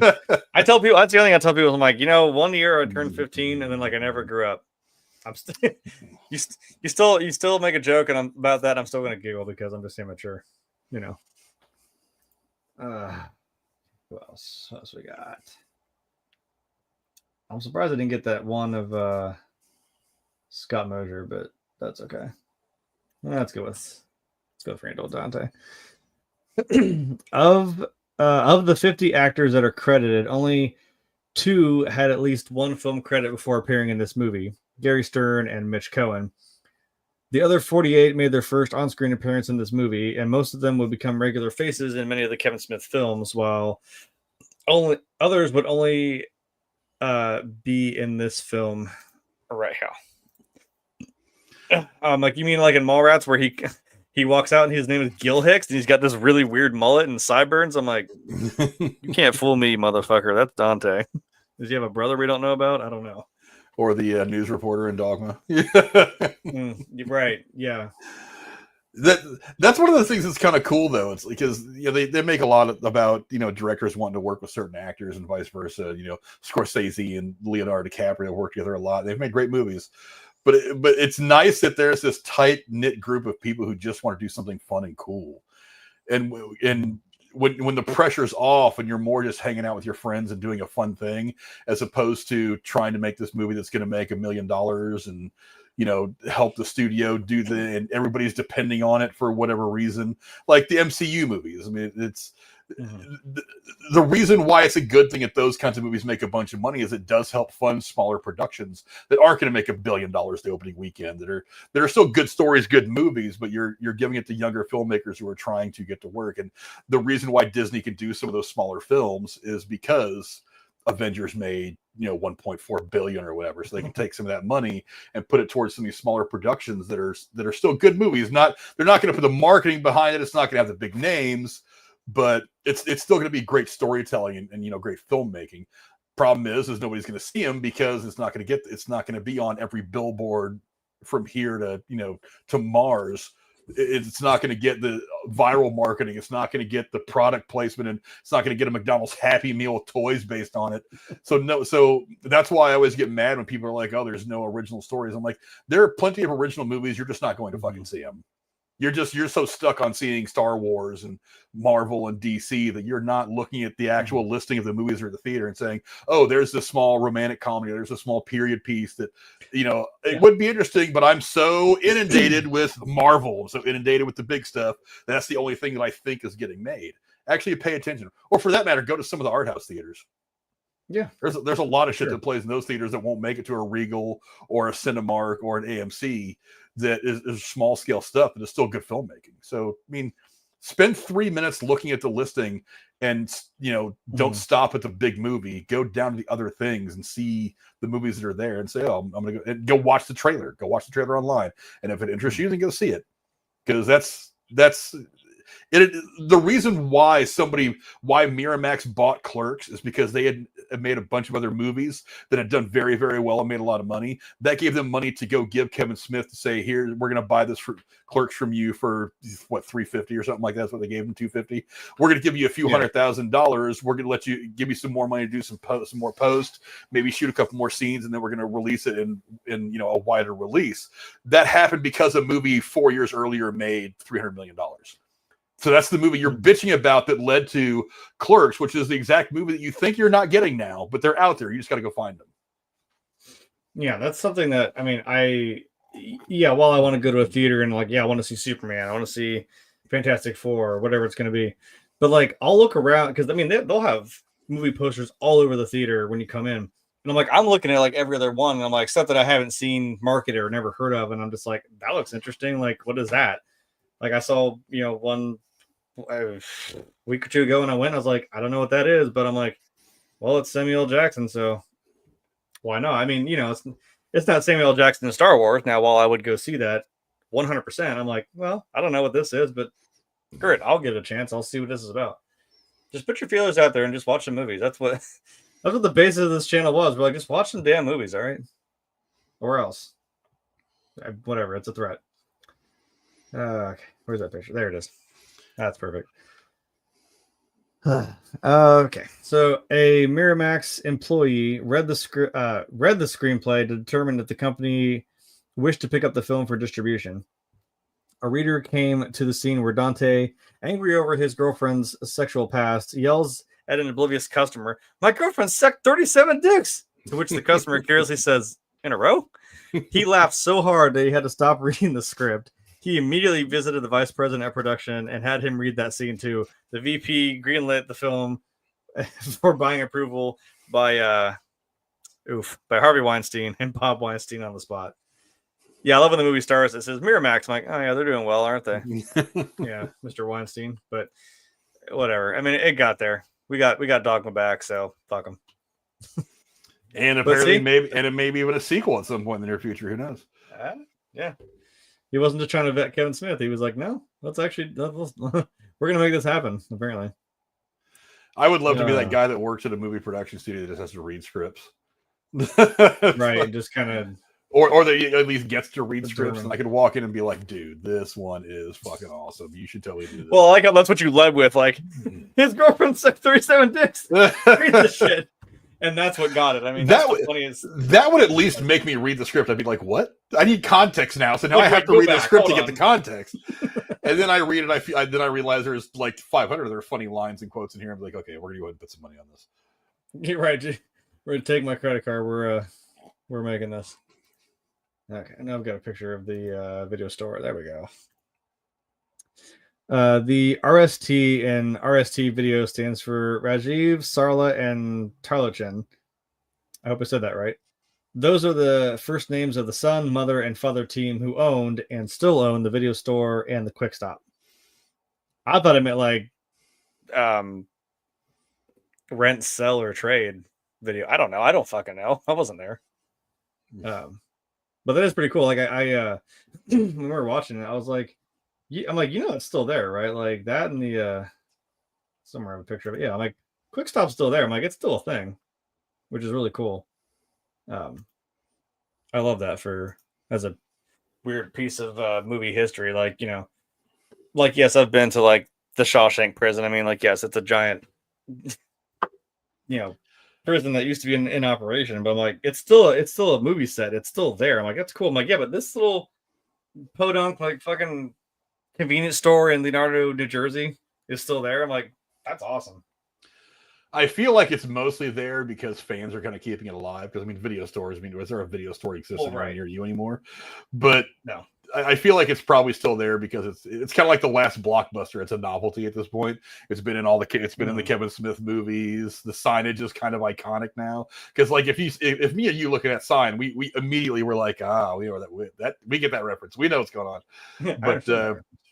But video stores they're dead. Well, the video store, yes. Dead. I mean, like the convenience stores are still a thing, but I like. Hey, you want to take a trip to Jersey one of these times? We'll just go to the Quick Stop.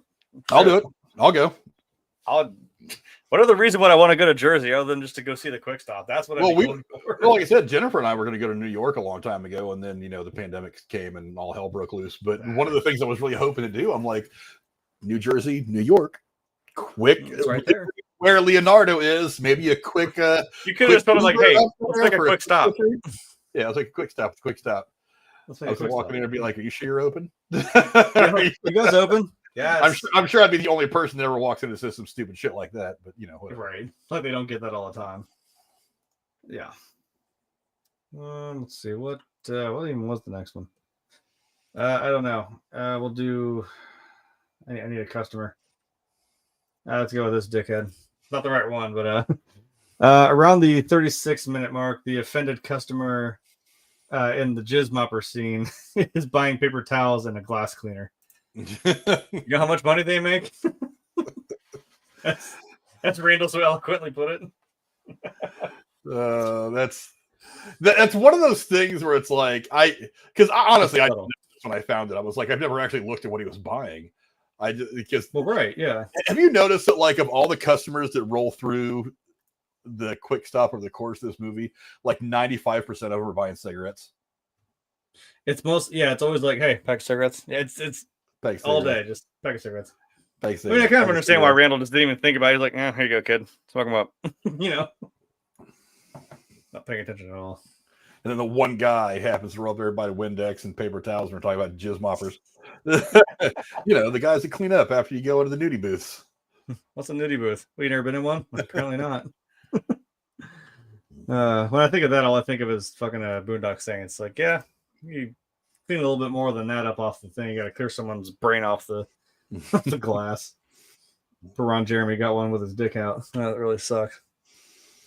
I need Jay. Where you go?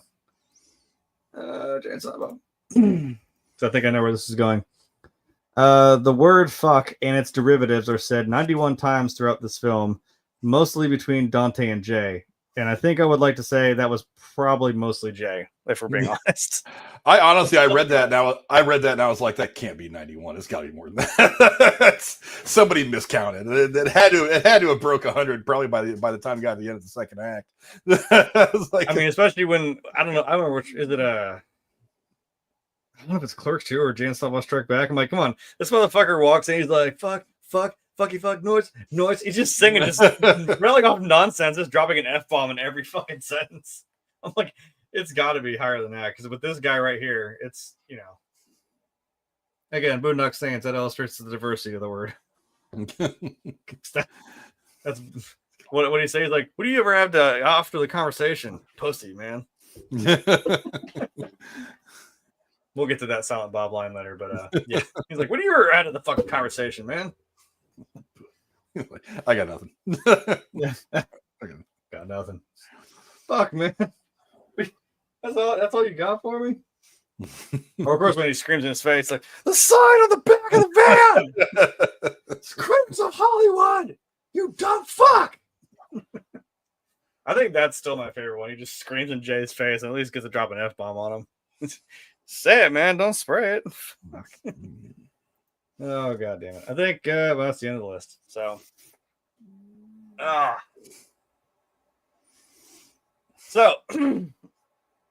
I've been wanting to make a closing time joke for this whole fucking video because it was also the 90s. But in closing, I think I know the answer if you would recommend this movie because, we didn't sit here for an hour and a half talking nothing but good things about it. But So what's your final thoughts on this movie? Just, looking at Clerks on its own. It's like I said, the '90s were such great independent filmmaking. Well, I mean, because admittedly, the '90s kind of it was a little bit of a hangover from the '80s in that there was a lot of late '80s became more style than substance. There was a lot of movies that were both in the early and mid '80s, but the late '80s they started to get a little too reliant on special effects. So it was like explosions, and then it was like get to the chopper, and then there wasn't really anything after that. It's like, yeah, there's a story around it somewhere. You're trying to fight an alien or trying to fight terrorists, but it's like it was you didn't really get great character. You didn't really get great story. There wasn't every great comedy has a moment of drama, they say, and every great drama has a couple of laughs. What that means is that you can't do anything one dimensionally. You have to give it a couple different angles to look at. You have to do different things in different movies to try to make it all work out. Independent filmmaking in the '90s was just like we needed something fresh. We needed something new. That's why I've talked about how while the Scream franchise is not my favorite film franchise, I respect what they did with the first Scream film in the '90s because the horror genre had become a little stale. Somebody needed to do something to try to liven it up, and the way they modernized it in that movie, I thought was the right approach. And I liked the first movie. I didn't love it. I liked it. The rest of the series kind of fell off really bad. The more recent ones are better. But I was like, but that's what needed to be done in the '90s. Is somebody needed to step up and be like, there's got to be a new way of portraying characters instead of just the usual. We're going to put Arnie out there to say things and to save his daughter, and it's going to make $1 bajillion. I mean, because True Lies was a good movie, though. But True Lies had a good story, though. You see, that's ridiculous as it was. Yes, that's one of the outliers that had a good story. There was chemistry with all the actors and all that. It was a good story, but most of it was like Commando. Commando's a fun movie to watch, but it's like guy saving his daughter. He goes and blows up a bunch of terrorists in Colombia or some shit, and that's the movie. Right. And a lot of one-liners that are typical of the '80s and '90s stuff. But I mean, everything came. TV took off in the '90s a lot, whereas movies kind of ended up taking second fiddle for most of the decade. But I mean, but like I said, it left the door open for these different filmmakers with different ideas to come in. Kevin Smith, Richard Linklater, we talked about a couple of different guys. Tarantino, all of his films, even the ones that are big budget, have a very independent, very small feel to them. He doesn't give them the $250 million treatment. There's a lot of character, a lot of story, and a lot of deep dialogue, a lot of his shit. And those guys all came from this era of filmmaking where they were trying to shake things up a bit. Somebody needed to come in there and be bold. And you got guys like this that came in and just made different movies. And Clerks is the beginning of what that would be. And I'm always very glad to see whenever he makes another movie in the view of Askewniverse, he doesn't try to make it bigger than it needs to be. He is very aware of of these characters' place in the movie landscape. He's not trying to I bitch all the time about Fast and Furious. It was once a very grounded franchise, and now they're flying souped up cars in space. It just got kind of ridiculous. Kevin Smith never fell into that trap. He was just like, I'm going to keep these characters where they belong, where they're going to be at their best in these situations that are going to fit the lives that they lead, and it's all going to work because there's good substance here. It's not just style, it's substance. And the '90s, these independent filmmakers that came from this era, they are killing it now. And it's just a great movie overall. I love, like he says, using Dante and Randal to kind of give you his idea of what life is like, these different stages of life. It's great filmmaking. And with the exception of that one thing where Randal kind of blows it all up for Dante before Dante had the chance to right around. I can't knock anything in this movie. It's fun. It's normal. It's the most relatable film, really, maybe one of the most relatable films ever. I mean, I can't relate to Iron Man. I can't relate to Arnold Schwarzenegger and Commando or True Lies. I don't live that life. I mean, movies are kind of cartoonish anyway. They're not real life. They're supposed to kind of always give you a weird view of whatever the situation is. It's always a little extra, but it's like sometimes you need a movie like this that you can feel that you feel like it could be you. You feel like you live in this world that they live in. It's beautifully done, beautifully written. It's smart. Like I said, a lot of this dialogue is so smart. It sounds average, but like when you really listen to it, it's like you're having real conversations about people who think about shit the way that other people don't think about shit. It's a fantastic movie overall. The franchise as a whole, we'll get to these movies one by one over the summer, but the franchise as a whole, you know, Kevin Smith is just right down the line, making sure that this entire franchise is just what it needs to be and nothing more. He's not trying to make anything too grand. I'm giving you these characters in your world. That's where they exist. It's a fantastic start to Kevin Smith's career. A fantastic start. Mm-hmm. If you're in your early 20s, this should be required watching. Yeah, I mean, this is the kind of movie that they show you in film school to show you how to make a movie. Ironically enough, yes. Yeah. For someone who dropped out of film school, as Kevin Smith did, right? But hey, lots of people drop out and then go on to like great success in their field. I mean, yeah. Bill Gates didn't finish college. It's like, and now he's a gojillionaire and, you know, trying to block out the sun and do whatever the hell he's doing. So something, yeah. He developed Microsoft, made a bunch of money, so it's working out pretty well for him. But you know, it's Steve dirty, but hey, whatever. It's a fantastic film. I've got 1 and 2 on DVD. I'm probably going to go buy the third on DVD. I'm kind of done on the physical media thing. I still support it. I'm kind of done on it, but there are some movies that I have to have. I'm going to go ahead and get Clerks 3 on DVD at some point. Yeah. I definitely agree. That's actually sitting out there ready to go. I've got a stack of 3 movies out there: Clerks 1, 2, and 3, just ready to go. But yeah, no, I like this movie for, like I said, it feels, like you said, it feels more real, more grounded. Like you could walk into a convenience store and like conceivably see someone like a Randal and Dante just bullshitting about whatever. And I know we say that, like, you know, we watch movies to escape. It's like, even for something that's more grounded like this, you still feel like you're escaping because you're seeing a different, you know, you're seeing these 2 different guys in a different window in their own little world, you know, playing hockey on the roof, you know, doing weird shit like that. And yeah, I like that he did, Kevin did keep these pretty well. You know, you're not trying to send, you know, Jay and Silent Bob to space, although that would be pretty funny. I don't know. It could be funny, but keeping them here on Earth doing their shenanigans, it works. And it's all these quirky, iconic things that from this series, you know, as it goes on, it does get, you know, we'll explain the orangutan later. Just hold your horses, I promise. But yeah, I love this movie for the fact that, like I said, it's relatable, and even to someone who wasn't, I was alive in this time, but not, you know, like I am now. I'm in my Clerks 2 phase now, but I can still look back at this and watch it and be like, yeah, no, I kind of understand that. I get where it's going. And when you, like we were saying, we don't have a budget to have, like, you know, Thanos and Star-Lord and everybody and Spider-Man beating the crap out of each other in space. It's like, well, yeah, that's a cool spectacle on its own, and it still has to work. But like, this movie isn't that. It's just, like I said, these 2 guys that just work in stores next door to each other, and it has to work with the dialogue and the characters. And if you make that interesting and you hit that off, like, yeah, that's where the success comes from. Why people, you know, keep going back to it 30 some years later now. Actually, dear God, this movie's 30 years old, 31 years old, actually. Oh, it shows. It's dated. Yes. Like I said, the whole. But it's like, got the charm. Yeah, the whole payphone thing. I kind of like that. I giggle. That's like, well, okay, so old. Yeah, but that's like the only real scene that feels dated. Yeah, I guess. And the video else, store. Yeah, because I could totally see myself walking into a convenience store and seeing these 2 guys clowning around and having stupid conversations, and I'd be the one guy who gets in their conversation, be like, totally. Yeah, I have a friend who's a roofer. He didn't do the job for this guy. The guy rolled through, shot the contractors picked because of their politics. You pick jobs based on your politics, your personal preference.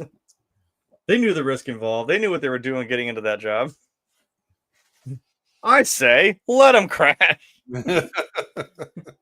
They bought their tickets. They knew what they were getting into. Oh, God damn it. We've reviewed that movie, so go check out Airplane. It's somewhere on the channel. I don't know. Go watch the stuff. That's what I keep saying. I hope this picture works, but like I said, if it weren't for, like I said, this movie, this universe, you know, I'm sure me and Frank would have talked about something else. I mean, this isn't the only thing we ever talked about, but you know, how we got to this channel, how we got to doing this, and it's all because of these two goofballs right here. And I'm so glad I get the chance to go dress up like Eddie Munson at a con and go meet, Jay and Silent Bob, of all people, which was really cool. I don't have the actual picture, but it's a picture of a picture, and you're just going to have to deal with it. As you can tell, Jay Mewes has not changed a bit. I think the thing that really gets me is when he said, when they're on the roof, and he's like, "Does anyone have any more balls?" He's like, "Yeah, I got the biggest pair you ever seen in your life." That was one of the quotes I almost went with, but I was like, I can't fit it in there. Like when Kevin's talking about his daughter, and he's talking about the Jay and Silent Bob reboot. He's like, got the picture of him, Harley, and Jay. He's like, he's circling Harley. He's like, "This actor came out of my balls." He circles Jay. He's like, "This actor has showed me his balls every day of my life for the last 30 years." So I'm like, that tracks. Yeah. For those of you who have not seen An Evening with Kevin Smith, he actually has a spot on that thing where he talks about how he met Jason Mewes, and I won't go into too much detail, but Jeremy knows what I'm talking about. It's when you hear it, it's like you'll laugh at it, but you're like, this sounds exactly like I would imagine meeting Jason Mewes. It's like you're not surprised at all. You're amused by it, but you're like, yeah, how else would you meet Jason Mewes? Also, I make a pretty good Eddie Munson. That's all I'm going to say. Yeah, because at that con, like I said before we went in, we're in the lobby still of the convention hall is in there. And I kid you not, we're standing there in 5-6 feet away from me. There's this doofus going around on one of those little motorized suitcases. And I was like, I double take because I'm like, that's fucking Jason Mewes. What? He's doing little fucking donuts and shit on this little fucking motorized suitcase, and I'm like, that tracks. Yep. And he just zooms right into the fucking bathroom and then comes back out. I was like, this dude is something else. I had to ask him about it when I went to get my pop signed, my pop figure. I was like, was that you riding around on the suitcase? He's like, hell yeah, man. This thing is fucking awesome. I love it. Fucking it's useful as hell. I'm like, you're such a weird dude. I love it. When I was trying to set the fucking stuff down, I was at 8 months, and they had the trash can lid for the shield and shit. I was trying to awkwardly put shit down, and the pop almost fell. He's like, "Hey, don't drop me, motherfucker!" I'm like, "I'm sorry, just sign it. I'm sorry." He was such a fun dude. All right. Well, since that about does it, Frank, where do people find you on the interwebs? On the dial-ups, as they say in the 90s. You're gonna find me on the payphone getting with Brady because was it this weekend? Jurassic Park comes out, right? Is it this weekend? No, what comes out this weekend? I totally forgot where actually in the release calendar right now. Actually, what comes out with I did not realize. I think I knew it but forgot about it. Squid Game comes out tomorrow. I was lamenting today to my youngest son. I was like, because I'm giving Ironheart a try. I watched the first episode. It's decent. I have some nitpicks. Give it a try. Also, The Bear, the 4th season of The Bear came out. And I love watching that show, so I'm ready to watch the 4th season of that. And now Squid Game, season 3. Squid Game is coming out, and I'm interested to see how that plays out. Yeah, because that whole thing has been bonkers. That last season really went off the rails. It was insane. I think we talked about it, didn't we? I don't think we've done a breakdown of episode by episode or anything, but I think we've mentioned it a few times. I think we did I'd be down to do that because I nothing where I'm pounding my fist and my credit card on the table. I don't care. Take my money. I want to see the rest of Squid Game. Let's go. Yeah, and Tex is saying F1 came out today, and it's awesome. I've heard a lot of good things about F1. I've heard it's pretty good. So I might try to go see it this weekend. I forget exactly where we're at in the release schedule. But yeah, we'll be back here Tuesday doing something. And then next Thursday, I don't know if Jeremy doesn't have that'll be me. Maybe we go maybe we do Clerks 2 again, or maybe him and maybe Brady wants to come on here and they want to Mallrats. Maybe I don't like I said, do we do these just do Clerks 1, 2, and 3, or do we do them in order of release? I don't think there's any particular order we have to do them in. So part of me I don't know. Part of me wants to do them by release because I think it'd be funner that way. Part of me just kind of wants to do Clerks because while they all exist in the same universe, they are very individual movies. So that is the big glue that holds it together. I don't think it really is important that we do them like that. There's no overarching narrative like the MCU to follow. At least nothing told us anyway. Maybe when he does make Dogma 2, we'll find out that it's all connected. Hashtag it's all connected. But I don't know. You can do stuff like yoga hosers and shit that's kind of offshoot, but still kind of in there, you know. Yeah, it's kind of adjacent. View Askewniverse. Because Tusk, it's the same two girls. So I'm like, you know. Oh, we're definitely doing Tusk. We gotta do Tusk. Because if he does do Tusk too, oh my god, we have to do that as well. Yes. But yeah, I mean, stick around and also go follow us on Rumble. Go follow on there. I think we're 5 away from being able to monetize on Rumble. Go follow us there. Give me money. That little heart down at the bottom. I really don't really care about the money. It's just I know once you get to a certain point, they'll start putting. Them will grow more, and I would really like to try to grow this. I'm a millennial. Of course, I care about money. God damn it. I'm never going to be able to do this for a living, but it doesn't mean I don't want it to grow. It doesn't mean I'm not ambitious. So, and also go down to the bottom right hand corner if you're watching on YouTube. Hit those the hearts, the 100, the celebration, smiley face, all that things. Stuff like that helps push us up the algorithm. And YouTube doesn't do anything to help us out. So to hell with YouTube, we're going to do this all viewer done. I'm relying on all you guys to put it all out there and to help spread the word. So I will not buy advertising anywhere on YouTube. I actually did last week for the 28, I think 28 years later. 28 years. And we good views on that. Yeah, there's some decent views. I mean, I'll experiment with it on Twitter because we are actually live on Twitter right now as well. So I'll experiment with that. But I'm not giving YouTube any money. We'll grow because of you guys watching us and spreading the word and coming to hang out with us. We're very appreciative. Independent filmmakers. Yeah, exactly. I mean, we're taking the Kevin Smith route. I'm gonna max out my credit card, sell my comic books, and borrow money from people. Yeah, totally. So yeah, also the links to donate if you guys want to do that are in the description. Go do all that shit and. Eventually, I'll have it set back up again, or we can put all those things up on the screen so they'll pop up. So when you donate, you can do all that. So yeah, I mean, just support us. We're doing all this because of you guys. We're here for you guys. Yeah, we're just here for the audience. Yeah, as for me, I'm here. Like I said, Dad lets me drive the car on Thursdays, kind of. So we'll probably keep that going. I mean, I kind of forgot Squid Game comes out tomorrow, so I mean, we don't have to do this like just back to back. I was like, I would love to talk about Squid Game on Thursday or something, give people a week to watch it, and we can do Jurassic World. I think that comes out like in the middle of the week or something. It's something really weird, like the 2nd, but that's like a Wednesday. I'm like, I don't think anyone's gonna be able to see it and see it on Thursday, or I don't know. That weekend is probably when I'll see it next weekend. Although no, I gotta shit. It is the 4th of July too. Kind of that little holiday. So we'll be back. We'll just keep your eyes out. Like I said, we do this for you guys. Just come support us. Do the thing. Slap that on a t-shirt. Come support us. Do the thing. That's kind of your Spaceballs moment. So we'll. Where's the goddamn music? Hold on. I need to play myself out. There we go.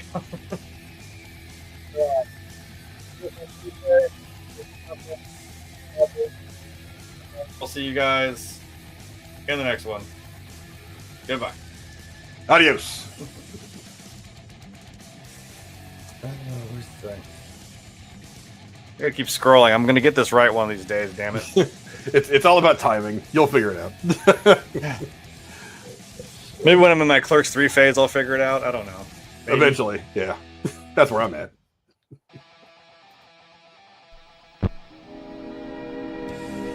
And now, folks, it's time to say goodnight. We sincerely appreciate your patronage and hope we've succeeded in bringing you an enjoyable evening of entertainment. Please drive home carefully and come back again soon. Good night.